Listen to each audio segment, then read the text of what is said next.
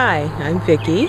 I've come across a new term pretty frequently lately, a term that worries me in the terms of being a parent and a grandparent also, and that term is nature deficit disorder. So I decided I ought to look into this, find out a little more. What is the potential of this as in regards to my grandchildren? Let's find out more about nature deficit disorder and what it means to us. Come on. Hi, Vicki. Hi, Kathy. I was wondering if you have been acquainted with the term nature deficit disorder.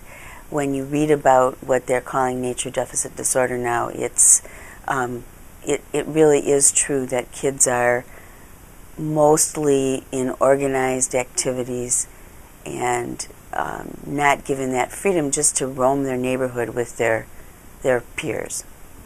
They seem real focused on sitting and doing an electronic something, and it seems like that could have an effect on obesity. It could also probably have an effect on creativity because people are not using their minds. They're only receiving, they're not processing it to produce a product.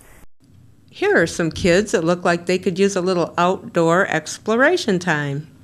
Let's gather them up and go talk with a nature expert. So here we are at the Boardman Nature Center with the Education Director of the Grand Traverse Conservation District. And Miss Colleen, I hope you're ready because we have some questions for you.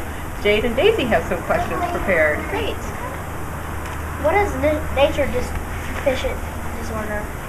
Well, nature deficit disorder is the term we use to call kind of a situation where kids aren't really connected with the natural world around them. They don't have a strong connection with nature. And it's something we're a little bit concerned about. What does it mean to me as a child?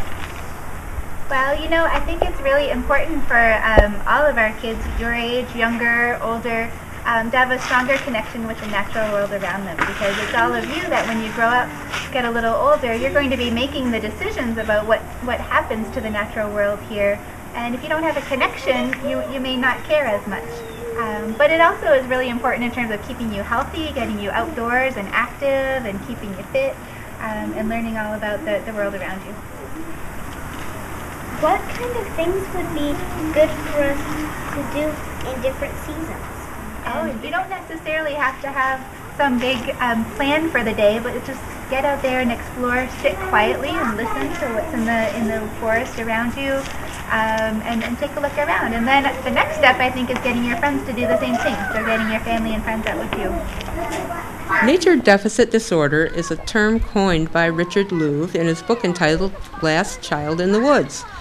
In this book, he refers to a trend he sees that indicates children are spending less time outdoors.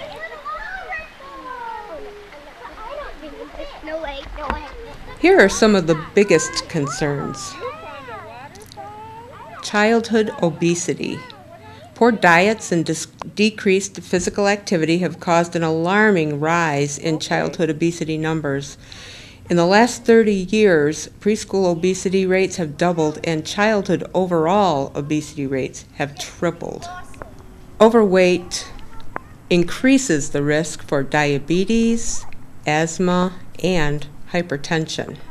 Other concerns include attention disorders, depression, and anxiety. I like the sun and nature. What do you like about nature? It's beautiful.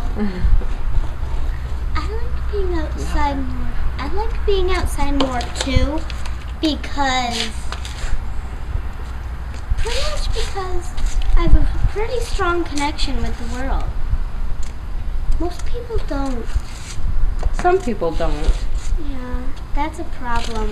Why is that a problem?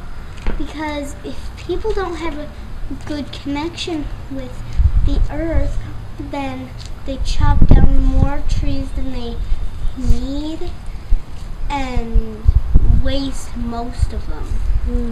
That's something to think about for sure. Anything else you'd like to say about nature? I think that Louder, please. I think that instead of chopping trees down, we can make houses out of earth, mud, and rocks. Ah, because those are always around, right? Mhm. Okay. And there's always more. Thank you. That way we have more oxygen. And oxygen's important, right? Yeah. It's what we breathe. How do we get oxygen? From the trees. Dragonfly. You saw a dragonfly? Look. Whoa! Yeah, a dragonfly. All right. Big blue dragonfly. Whoa, it is blue. So, what can we do? We can schedule the time. Spend outdoors discovery time. It can happen in the country, in the neighborhood park, or even in your own backyard. Remember to focus on nature exploration because that fosters creativity and it helps to calm children who are struggling with information overload. Engage all the senses. And remember that time spent in natural environments during childhood is a common factor in the lives of individuals with a strong commitment to nature and the environment as adults. So learning about the world around us takes repeated exposure to our natural environment. It's a process. Becoming environmentally aware gives our children, and our grandchildren the tools they need to make informed and responsible decisions that could have an effect on the future health of our planet.